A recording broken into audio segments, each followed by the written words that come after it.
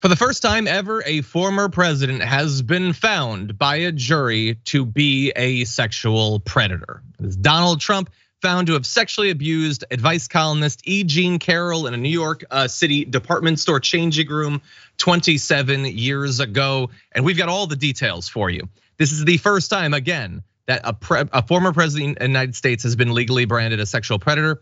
Now, it is, though, a civil, not a criminal case. And so the only legal sanction Trump will face is financial. Now, technically, when you say that, what you mean is that he can't spend time behind bars. He can just pay a financial penalty.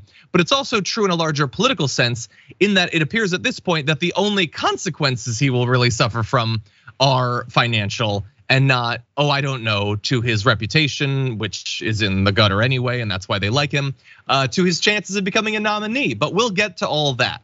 But first, in explaining a finding of sexual abuse to the jury, here's how the judge explained it. It has two elements: that Trump subjected E. Jean Carroll to sexual contact without consent by use of force, which that sounds like the definition of rape to me, but I'm not a lawyer, and that it was for the purpose of sexual gratification. The jury deliberated for less than 3 hours. It did not find that Trump raped Carroll, but did find him liable for sexual abuse, which I'll leave it to the linguists and the philosophers to untie all of that, but one sounds like the other. Anyway, here is the penalty that he will suffer as a result of this. They decided that Ms. Carroll proved by a preponderance of the evidence that Mr. Trump sexually abused her and that she was injured as a result of his conduct. The jury decided that $2 million would fairly and adequately compensate her for her injuries. The jury also decided that Mr. Trump should pay Ms. Carroll $20,000 in punitive damages, but that is just the beginning.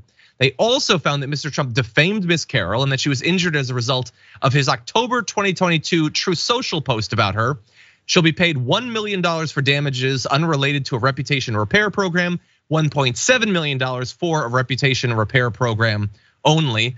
They also found that Mr. Trump, quote, acted maliciously out of hatred, ill will, spite, or wanton, reckless, or willful disregard of the rights of another, which you could honestly define like literally any action he's taken in his life, but specifically here towards Ms. Carroll, and she should be paid $280,000 for that. So look, I suppose with America being what it is, this is what they were able to get for E. Jean Carroll. This is what sort of cosmically they were able to get for the dozens of other women that have accused Trump of sexual harassment and sexual assault of a variety of different types. And let's keep it real, more likely many, many additional women who have not wanted to put themselves through, the psychic ringer of talking about their experience, being attacked for the rest of their life, having their family members be doxxed and stalked and all of that.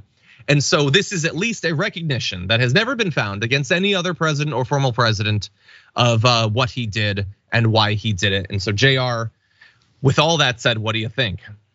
Well, as you said, I mean, historic type of look here, but this has been talked about for years, and it's not just the E. Jean Carroll situation. It's, as we found out also, there's other women that were coming forward in the past about the sexual assault accusations they had towards him, and many of them were then saying this is just one of those quick shots of at least seeing, there's a jury that believed a woman. And isn't that depressing in this country that we had women who are claiming sexual assault on a very powerful person who end up running for president and winning, who then have to say, oh my God, my country, my judicial system that we've trusted in and says the best in the world actually acknowledged someone based off of how much evidence was placed in front of them. There's something, even if it's a liability case on civil suits and not the criminal side of it, but it's something. And it's depressing that now we have to be the ones to say, oh my God, can you believe we did such a thing? And the response being, oh, this is just something that's so political. Hey, it's only political because you decided to run for office after, again, according to this jury, you were found liable for these types of crimes. Yeah. So don't make anyone else, don't blame this on anyone else except for yourself, bro. Yeah, and blame perhaps his legal strategy of not showing up, of just attacking her on social media, of attacking the physical appearance of the woman serving as her lawyer. He was gross. Like, maybe don't go around, talking to Billy Bush about how you like to do this exact sort of sexual assault and how it's just awesome when you do it. Maybe don't do any of those things.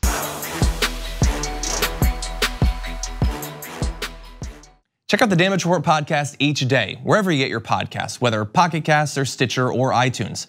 You can join me as I give you the news and stories you want, with a range of co-hosts and interview guests jumping in on the fun each day. Again, that's the Damage Report, wherever you get your podcasts. And if you get them at iTunes, don't forget to rate and review. Sometimes I'll read them live on the show.